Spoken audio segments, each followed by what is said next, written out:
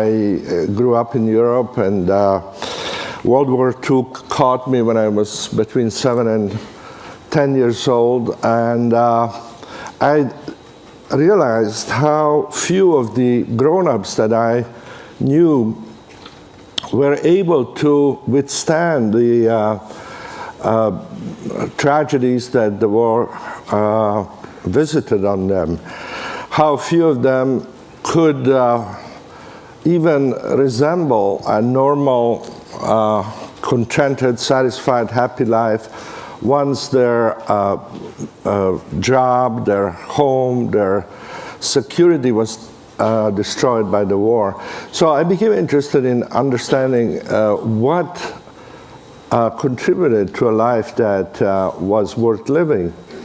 And I tried as a child, as a teenager, to read philosophy and to get involved in art and religion and many other ways that I could see as a possible answer to that question.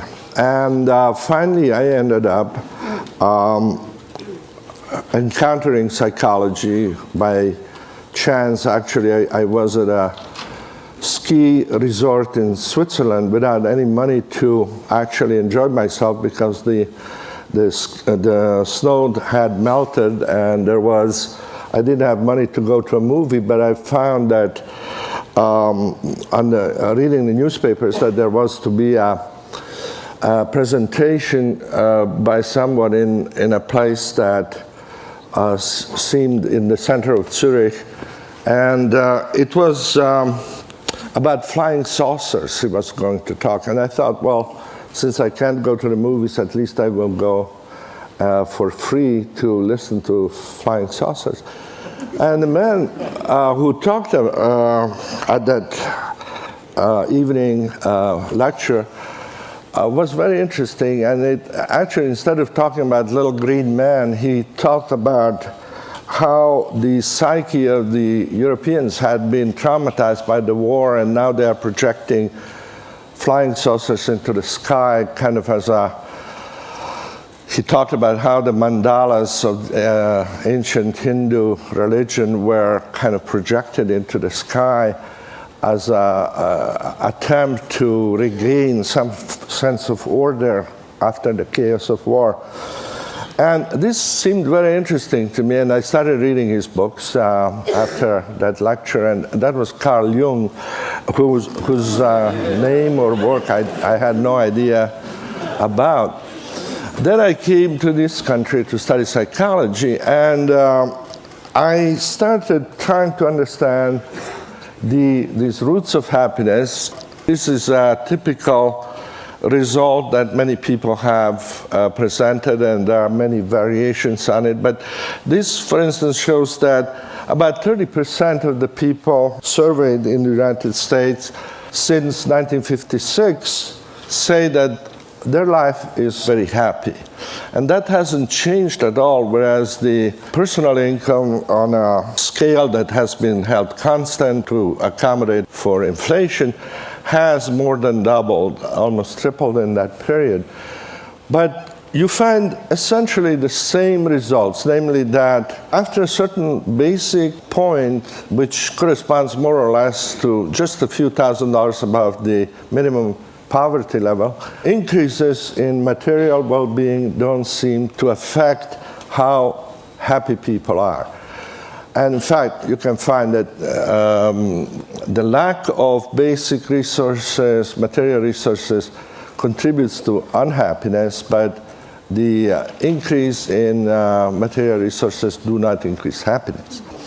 So my research has been focused more on, after finding out these things that actually corresponded to my own experience, I tried to understand now, where in everyday life, in our normal experience, do we feel really happy? And to start those studies about 40 years ago, I began to look at creative people, first artists, then scientists, and so forth, trying to understand what made them feel that it was worth essentially spending their life doing things for which many of them didn't expect either fame or fortune, but which made their life meaningful and worth doing. This was one of the leading composers of American music back in the 70s, and the interview was 40 pages long, but this little excerpt is a very good summary of what he was saying during the interview, and it describes how he feels when composing is going well. And he starts by describing it as an ecstatic state. Now, ecstasy in Greek meant simply to stand to the side of something. And then it became essentially an analogy for a mental state where you feel that you are not doing your ordinary everyday routines. So ecstasy is essentially a stepping into an alternative reality. And it's interesting if you think about it, how when we think about the civilizations that we look up to as having been pinnacles of human achievement, whether it's China, Greece, Hindu civilization, or the Mayas, or Egyptians, what we know about them is really about their ecstasies, not about their everyday life. We know the temples they built so where people could come to experience a different reality. We know about the circuses, the arenas, sport arenas, the theaters. These are the remains of civilizations, and they are the places that people went to experience life in a more concentrated, more ordered form. Now, this man doesn't need to go to a place like this, which is also, this place, this arena, which is built like a Greek amphitheater, is a place for ecstasy also. We are participating in a reality which is different from that of everyday life that we're used to. But this man doesn't need to go there. He needs just a piece of paper where he can put down little marks, and as he does that, he can imagine sounds that had not existed before in that particular combination. So once he gets to that point of beginning to create, like Jennifer did in her improvisation, a new reality, that is a moment of ecstasy. He enters that different reality. Now, he says also that this is so intense an experience that it feels almost as if it didn't exist. And that sounds like a kind of a romantic exaggeration, but actually our nervous system is incapable of processing more than about 110 bits of information per second. And in order to hear me and understand what I'm saying, you need to process about 60 bits per second. That's why you can't hear more than two people. You can't understand more than two people talking to you. Well, when you are really involved in this completely engaging process of creating something new, as this man does, he doesn't have enough attention left over to monitor how his body feels or his problems at home. He can't feel even that he's hungry or tired. His body disappears, his identity disappears from his consciousness because he doesn't have enough attention, like none of us do, to really do well something that requires a lot of concentration and at the same time to feel that he exists. So existence temporarily suspended. And he says that his hand seems to be moving by itself. Now, I could look at my hand for 2 weeks and I wouldn't feel any awe or wonder because I can't compose.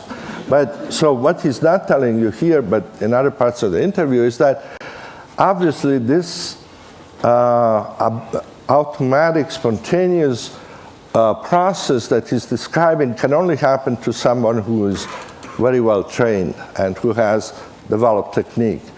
And it has become a kind of a truism in the study of creativity that you can't be creating anything with less than 10 years of technical knowledge, immersion in a particular field. Whether it's mathematics or music, it takes that long to be able to begin to change something in a way that it's better than what was there before. Now, when that happens, he says, the music just flows out. And because all of these people I started interviewing, this was an interview which is over 30 years old, so many of the people describe this as a spontaneous flow that I call this type of experience the flow experience. And it happens in different realms. For instance, a poet describes it in this form. This is by a student of mine who interviewed some of the leading writers and poets in the United States, and it describes the same effortless, spontaneous feeling that you get when you enter into this ecstatic state. This poet describes it as opening a door that floats up in the sky. Very similar description to what Albert Einstein gave as to how he imagined the forces of relativity when he was struggling with trying to understand how it worked.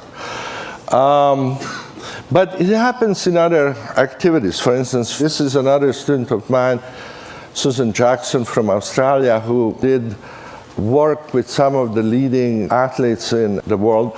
And you see here in this description of an Olympic skater the same essential description of the phenomenology of the inner state of the person. You don't think it goes automatically. You merge yourself with the music and so forth.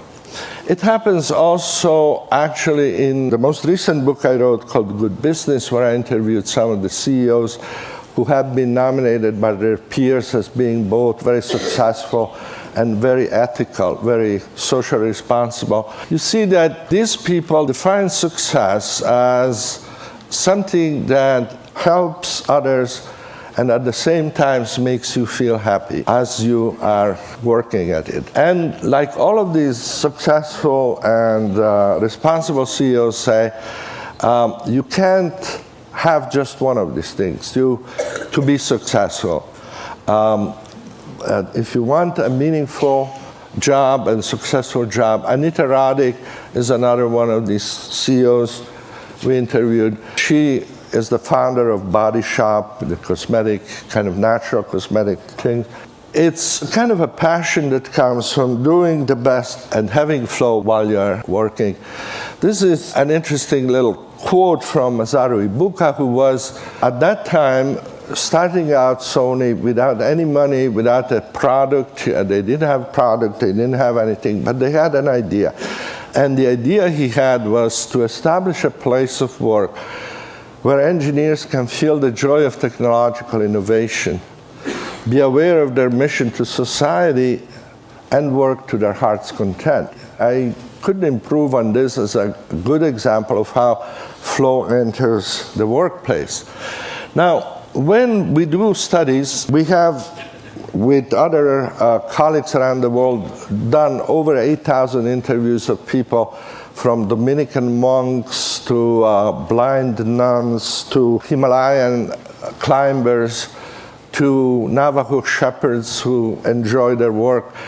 And regardless of the culture, regardless of education or whatever, there are these 7 conditions that seem to be there when a person is in flow. There's this focus that once it becomes intense, leads to a sense of ecstasy, a sense of clarity. You know exactly what you want to do from one moment to the other. You get immediate feedback. You know that what you need to do is possible to do, even though difficult. And sense of time disappears. You forget yourself. You feel part of something larger. And once those conditions are present, what you're doing becomes worth doing for its own sake. In our studies, we represent the everyday life of people in this simple scheme, and we can measure this very precisely, actually, because we give people electronic pagers that go off 10 times a day, and whenever they go off, you say what you're doing, how you feel, where you are, what you're thinking about. And two things that we measure is the amount of challenge people experience at that moment and the amount of skills that they feel they have at that moment. So for each person, we can establish an average, which is the center of the diagram. That would be your mean level of challenge and skill, which will be different from that of anybody else. But you have a kind of a set point there, which would be in the middle. If we know what that set point is, we can predict fairly accurately when you will be in flow, and it will be when your challenges are higher than average and skills are higher than average. And you may be doing things very differently from other people, but for everyone, that flow channel, that area there, will be when you are doing what you really like to do. Play the piano, probably. Be with your best friend. Perhaps work, if work is what provides flow for you. And then the other areas become less and less positive. Arousal is still good because you are over challenged there. Your skills are not quite as high as they should be, but you can move into flow fairly easily by just developing a little more skill. So arousal is the area where most people learn from, because that's where they are pushed beyond their comfort zone, and that to enter, going back to flow, then they develop higher skills. Control is also a good place to be, because there you feel comfortable, but not very excited. It's not very challenging anymore. And if you want to enter flow from control, you have to increase the challenges. So those two are ideal and complementary areas from which flow is easy to go into. The other combinations of challenge and skill become progressively less optimal. Relaxation is fine, you still feel okay.